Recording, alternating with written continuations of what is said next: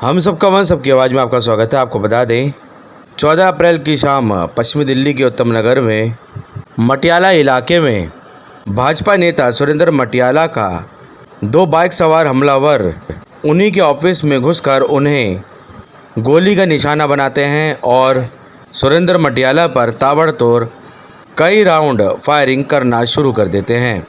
आपको बता दें इस हमले में बीजेपी नेता सुरेंद्र मटियाला की मौके पर ही मौत हो जाती है।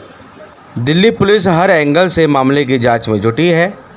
हर एंगल से इस वारदात के बारे में पता लगाया जा रहा है कि आखिर हमलावरों ने सुरेंद्र मटियाला पर हमला क्यों किया, किस मकसद से वे भाजपा के किसान मोर्चा नेता सुरेंद्र मटियाला को मारने आए थे।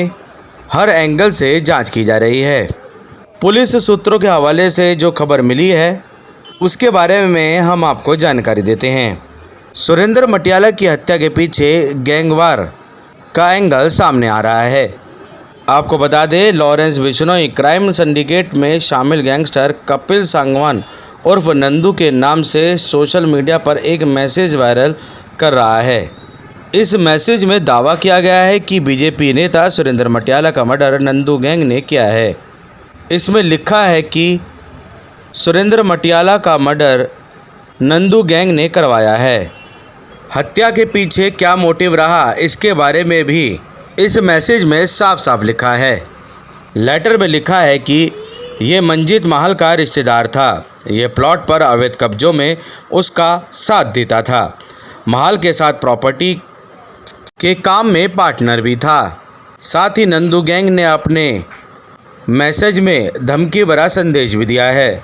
मैसेज में धमकी देते हुए लिखा है कि जो भी मंजीत महल के साथ काम करेगा या उसे सपोर्ट करेगा उसके साथ यही हश्र किया जाएगा।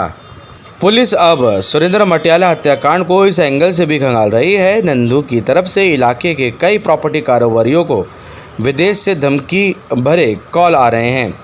कई के ऑफिस में फायरिंग हो चुकी है। इनमें से कुछ पीड़ित सुरेंद्र मटियाला के नज़दीकी बताए जा रहे हैं। सुरेंद्र सांसद परवेश वर्मा के करीबी थे। दरअसल नजफगढ़ और इसके आसपास के इलाकों में लंबे समय से गैंगवार चल रहा है। गैंगस्टर अपनी ज़रूरतों को पूरा करने के लिए जबरन वसूली और ज़मीनी कब्जे किया करते हैं। दबदबे और अपना वर्चस्व बनाने के चलते कई जानें जा चुकी हैं। इस बीच पुलिस भी अपनी जांच में जुटी है। पुलिस सूत्रों की माने नजफगढ़ से मित्राव गांव निवासी मंजीत महल और नंदू गैंग के बीच कुछ समय से गैंगवार चल रहा है। दोनों की तनातनी के बीच उन लोगों को भी निशाना बनाया जा रहा है जो एक दूसरे के संपर्क में हैं, जैसा कि सुरेंद्र मटियाला को निशाना बनाया गया। पुलिस सूत्रों की माने तो सुरेंद्र मटियाला के तार मंजीत महल से जुड़े थे, जिसके चलते नंदू गैंग ने सुरेंद्र मटियाला को निशाना बनाया। भाजपा के किसान मोर्चा नेता पर नंदू गैंग के हमलावरों ने हमला किया। इसकी पुष्टि उस वायरल मैसेज से साबित हुई जिसमें यह साफ लिखा था कि नंदू गैंग इस पूरे हत्याकांड का मास्टरमाइंड है और वह इसकी जिम्मेदारी लेता है। पुलिस हर कड़ी को जोड़कर देख रही है और पुलिस सूत्रों के हवाले से यह बात सामने आई मंजीत महल जेल में है और नंदू जो कि इस पूरे हत्याकांड की जिम्मेदारी अपने ऊपर ले रहा है उसके विदेश भागने के इनपुट सामने आए हैं। 2020 में नंदू बरेली से फर्जी वीज़ा बनवाकर लंदन भाग गया था और वहीं से गैंग को ऑपरेट कर रहा है, जिसका साथ उसका बड़ा भाई ज्योति सांगवान उर्फ बाबा मंडोली जेल से दे रहा है। पुलिस जानकारी में पता चला कि नंदू गैंग और मंजीत महल के बीच आखिर गैंगवार का कारण क्या था। पुलिस रिपोर्ट के मुताबिक मंजीत महल और नंदू बाबा के बीच 2015 में खूनी गैंगवार का आगाज़ हुआ। तब मंजीत महल के गुर्गों ने नंदू के जीजा सुनील उर्फ डॉक्टर का मर्डर किया था। तब उस समय 19 साल के नंदू के जीजा की हत्या में शामिल नफे सिंह उर्फ मंत्री के घर धावा बोल उसके पिता की हत्या कर दी थी नंदू ने। इस तरह से 19 साल के नंदू बाबा ने अपने जीजा के हत्या का बदला लिया। अपने जीजा के हत्यारों को चुन चुन कर मार डाला नंदू ने। धर्मेंद्र सिंह उसके पिता और उसके भाई को भी नंदू ने अपने जीजा की हत्या के प्रतिशोध का बदला लिया। नंदू के प्रतिशोध की आग यहीं तक ही नहीं रुकी। नंदू बाबा ने 29 जनवरी 2017 को मंजित महल के बुजुर्ग पिता कृष्ण कुमार का भी मर्डर करवा दिया था। इस गैंगवार में दर्जन से भी ज़्यादा मर्डर हो चुके हैं। 2019 में नंदू पैरोल पर बाहर आया अपनी मां के ऑपरेशन के लिए और फरार हो गया। तभी से मंजित महल और नंदू के बीच यह गैंगवार रुकने का नाम नहीं ले रहा। नंदू गैंग और मंजित महल के बीच गैंगवार के चलते बीजेपी किसान मोर्चा के नेता सुरेंद्र मटियाला को भी मार डाला। पुलिस सूत्रों के हवाले से यह खबर मिली कि मंजित महल और सुरेंद्र मटियाला के बीच अच्छी खासी दोस्ती थी, जिसके चलते नंदू गैंग ने सुरेंद्र मटियाला को अपना निशाना बनाया और सुरेंद्र मटियाला के ऑफिस में ही उन पर हमला करवा दिया।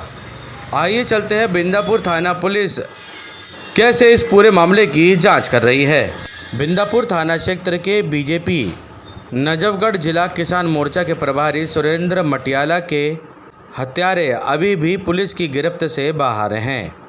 घटनास्थल के पास ही लगे सीसीटीवी कैमरे में बदमाश भागते हुए नजर आ रहे हैं। डीसीपी द्वारका एम हर्षवर्धन के अनुसार अब तक कोई गिरफ्तारी नहीं हुई है और मामले की जांच सही दिशा में आगे बढ़ रही है। द्वारका डीसीपी एम हर्षवर्धन के अनुसार भाजपा नेता सुरेंद्र मटियाला के हत्या के आरोपियों की पहचान और उनकी गिरफ्तारी के लिए दिल्ली पुलिस द्वारा 8 टीमें गठित की गई हैं। जिला पुलिस के अलावा दिल्ली पुलिस की अपराध शाखा एवं स्पेशल सेल की टीम भी आरोपियों की तलाश में जुट गई है। छानबीन के आधार पर पुलिस 2 संभावनाओं पर काम कर रही है। पुलिस सूत्रों के अनुसार हाल ही में सुरेंद्र मटियाला धोखाधड़ी के शिकार हुए थे। एक शख्स ने ग्रेटर नोएडा में किसी प्लॉट पर निवेश के नाम पर सुरेंद्र मटियाला से 60 लाख रुपए ठग लिए थे।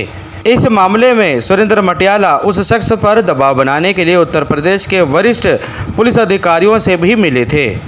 पुलिस की छानबीन में यह भी सामने आया है कि सुरेंद्र मटियाला के जानने वाले बिल्डरों के पास कुछ धमकी भरे कॉल भी आ रहे थे। पुलिस यह आशंका जता रही है कि जो बदमाश बिल्डरों को धमका रहे थे फ़ोन कॉल्स कर, शायद उन्होंने ही बिल्डरों में दहशत पैदा करने के इरादे से सुरेंद्र मटियाला की हत्या करवाई हो। पुलिस सूत्रों के अनुसार इन 2 बातों के अलावा कुछ और जानकारियां भी प्राप्त हुई हैं। अब वो 2 अहम जानकारियां क्या हैं ये तो आने वाला वक्त ही बताएगा। द्वारका डिस्ट्रिक्ट के डीसीपी हर्षवर्धन द्वारा 8 टीमें गठित कर दी गई हैं। दिल्ली पुलिस की अपराध शाखा एवं स्पेशल सेल की टीम भी अपराधियों तक पहुंचने के लिए मुस्तैदी से जांच में जुट गई हैं।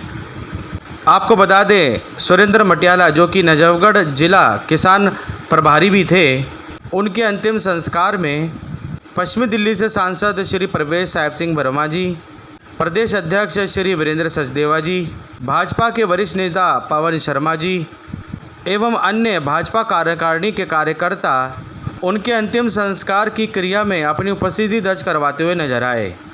आइए चलते हैं प्रत्यक्षदर्शियों का क्या कुछ कहना था जब हमलावर आए और उन्होंने सुरेंद्र मटियाला जी पर गोलियां बरसाईं और उस दौरान क्या कुछ घटा, इसके बारे में प्रत्यक्षदर्शियों से जानते हैं।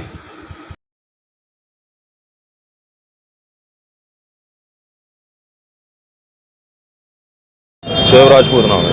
तो आज क्या हुआ आज यहाँ पर? ये जी 7 साढ़े 7 बजे के बाद हमारे सुरेंद्र दादा लगते हैं, हमारे ऑफिस है उनका ये। तो 7 साढ़े 7 बजे को 2-3 बंदे आए और गोली चलाई उन्होंने 10-12 राउंड उनको लगी है। और ये जो हॉस्पिटल है उसमें अपना गए और वहाँ तक जब तक पहुँचे जब तक एक्सपायर हो। और बाकी ऐसा कुछ किसी रंजिश वंजिश का तो हमें पता नहीं, और पता क्या मतलब था ही नहीं किसी के, हमारी नॉलेज में तो कोई नहीं है जिसके साथ हो। बढ़िया बंदे थे, उठना बैठना सबके साथ कुछ नहीं बोला, सिर्फ उन्हीं को। और जो और भी बंदे बैठे थे साथ में, किसी और का किसी कुछ भी ना गई, उनके हमारी है। तो कुछ ऐसा आजकल में कोई किसी के साथ तो तुम ऐसी सुनी हो? भाई आजकल की बात क्या, हम तो सालों से बता रहे हैं, सालों से ऐसा कोई किसी के साथ लड़ाई भी ना हुई, रंजिश तो बहुत दूर की बात है। तो अंदाजे से कितनी गोली चली? 10-12 गोली चलाई हैं और लगी है उनको भी। कहाँ कहाँ लगी है? बाकी यहाँ बता रहे हैं, एक यहाँ बता रहे हैं, गले में भी एक गोली बता रहे हैं।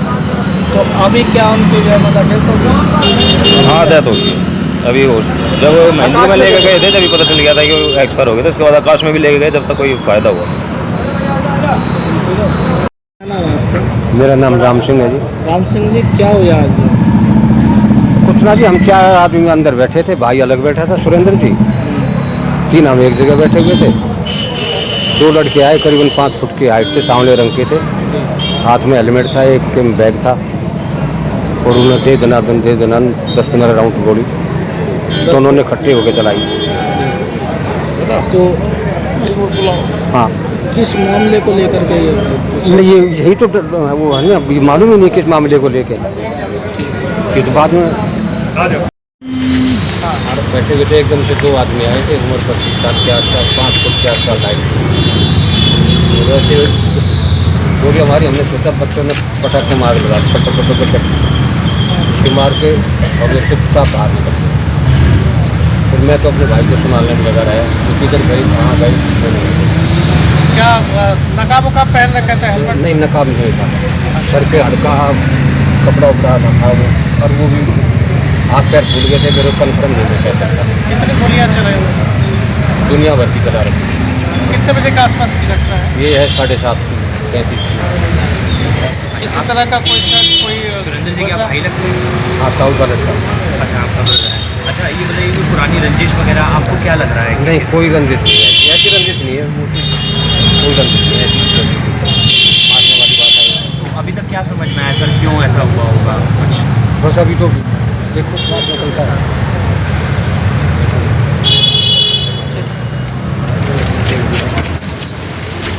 जैसे अंकल जी की गोली मार दी है, फटाफट आया, मैं 2 मिनट में आ गया। तो कितने लोग आए थे और कितनी गोलियाँ चली थी? 2 जने आए थे, 12-13 राउंड चली थी गोलियां। तो इनको किसी के साथ कोई दुश्मनी थी? नहीं, किसी को कोई मतलब नहीं, दुश्मनी कोई नहीं। बीजेपी से पार्षद का इलेक्शन इन्होंने कौन से साल? 2017 में लड़ा था। 2017। और बीजेपी से कितने समय से जुड़े हुए थे? ये जुड़े हुए हैं 86 से। ये भी बताया जाता है जो स्थानीय सांसद है परवेश साहिब सिंह वर्मा, उनके साथ इनके रिलेशन है। रिलेशन अच्छे हैं। ये क्या लगते हैं परवेश साहिब सिंह वर्मा के?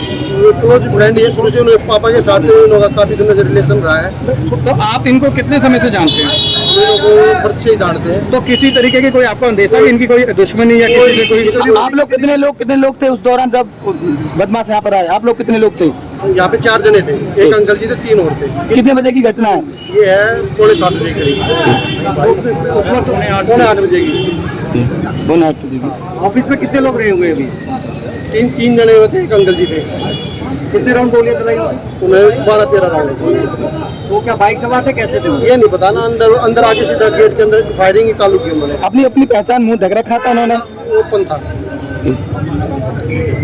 आते उन्होंने गेट के अंदर से फायरिंग ही चालू की। क्या लगता है कि दुश्मनी की वजह या कोई राजनीतिक पता नहीं, ये तो कोई भी नहीं, कोई कभी थ्रेड वगैरह किसी के साथ? कोई मतलब नहीं, किसी कोई। बहरहाल पुलिस अब पूरे मामले की तफ्तीश में जुट गई है। द्वारका जिला डीसीपी एम हर्षवर्धन जी ने यह आश्वासन दिया है कि जल्द ही हमलावरों को गिरफ्तार कर लिया जाएगा। हम सबका मन सबकी आवाज़ से संदीप चौहान की रिपोर्ट।